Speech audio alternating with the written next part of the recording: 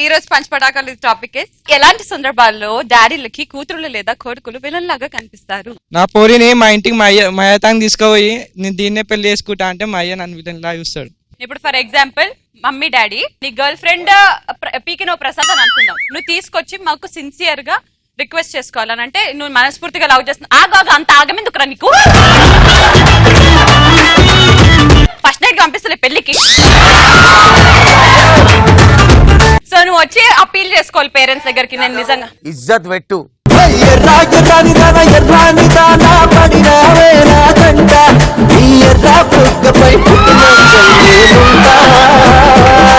ఏంటన్నా ఎవరి అమ్మాయి?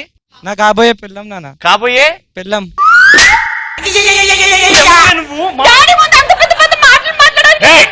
నా పిల్లని పట్టుకొని ఎవరివే నువ్వు అంటావా?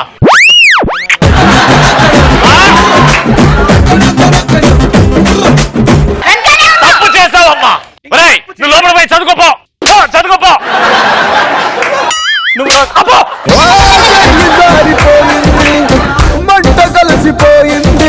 I'm sorry కొట్టినందుకు. కాదు చెల్లమ్మ, నువ్వు మనసులో పెట్టుకుని కొట్టాను. నేను నీ పొజిషన్ ఉంటే నేను వదిలే వెళ్ళిపోతుండే కోపం. నేను వెళ్ళబోనా సిగ్గులో ఒకసారి వెళ్ళినందుకే 2 నెలలకు ఎపిసోడ్ లేదు. సూపర్ అన్నాను. నెక్స్ట్ సూపర్ దీనికే చెల్లమ్మ నాగార్జున గారు. చల్లవాడన్నా కొంచెంసేపు ఐస్ తెచ్చుకుంటాను అన్నా అనుకో పగిలిపోతుంది. ఏం పగిలిపోతుంది? సమ్మర్ కదా లిప్ బామ్ పెట్టుకుంటా అంటే ఎపిసోడ్ నైట్ వస్తుంది కదమ్మా.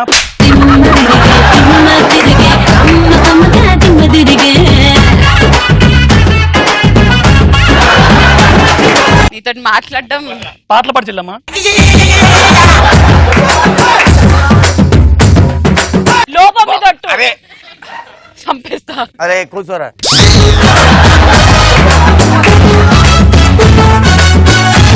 నెక్స్ట్ డాడీ ఇంటికి వచ్చే లోపల చికెన్ తొడగొడితే మనల్ని విలన్లా చూస్తాడు. ఇప్పుడు మీ డాడీ నువ్వు చికెన్ అంతా తినేసినావు.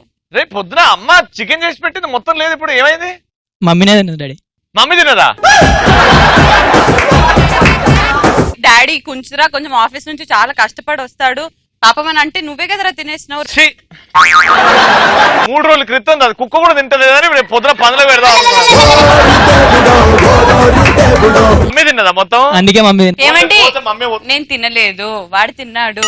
లేదు వాడేమో నువ్వు తిన్నా. నేను కుక్కలకు పెట్టేది మీకు పెట్టేస్తాను కదా రోజు. నాన్న తింటాడు అని అంటే వినలే, తినేసిండు. నువ్వు తిన్నావా? నేను తినలేదు డాడీ. నువ్వు తిన్నావా? నేను తినలే. లోపగాడు ఎందుకు వచ్చిండు మన ఇంటికి?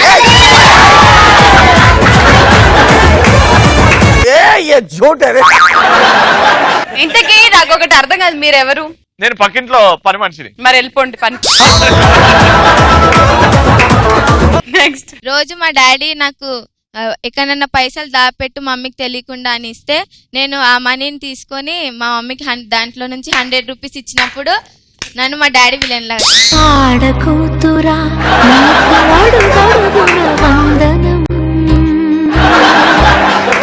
అట్లాంటి కూతుర్లు ఉండాలిరా, అట్లాంటి కూతుర్లు. అట్లాంటి ప్రతి కూతురు అంతే అందంగా ఆలోచిస్తుంది కూతురులందరికీ.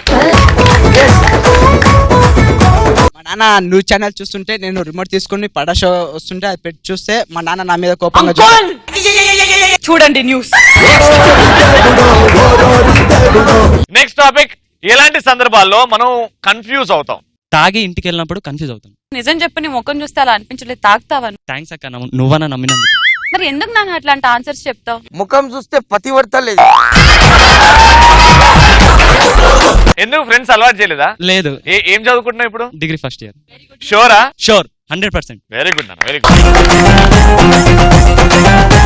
నెక్స్ట్ ఎగ్జామ్ రాయడానికి వెళ్ళినప్పుడు మనకేం రాకపోతే పక్కనోడి తెలుగు మీడియం అయితే అది ఏదో చూసి రాసేయడం కన్ఫ్యూజ్ అవుతుంది. All mix fruit juice. Chandrasekhar, are you good student?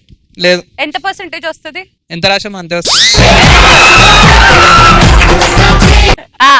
నేను మా డాడీ దగ్గరికి వెళ్ళి డాడీ నేను లవ్ చేస్తున్నా అంటే అమ్మాయినా అబ్బాయి అన్నప్పుడు నేను కన్ఫ్యూజ్ అవుతాను. అబ్బాయినా అమ్మాయినా లవ్ చేస్తున్నాను అంటే నా మీద అంత డౌట్. అందుకే నువ్వు శ్రీముఖిని లవ్ చేస్తున్నాను ఎవరికి చెప్పు. నెక్స్ట్ 5 మెంబర్స్ ఒకేసారి ప్రపోజ్ చేసినప్పుడు ఎవరికి ఓకే చెప్పాలని టూలెట్ అని టాయిలెట్ లోకి వెళ్ళినప్పుడు అప్పుడు కన్ఫ్యూజ్ ఎందుకు అవుతావు? ఏం కనబడదు ఇక్కడ. ఆ లాస్ట్ ఆన్సర్ మహేష్ బాబు.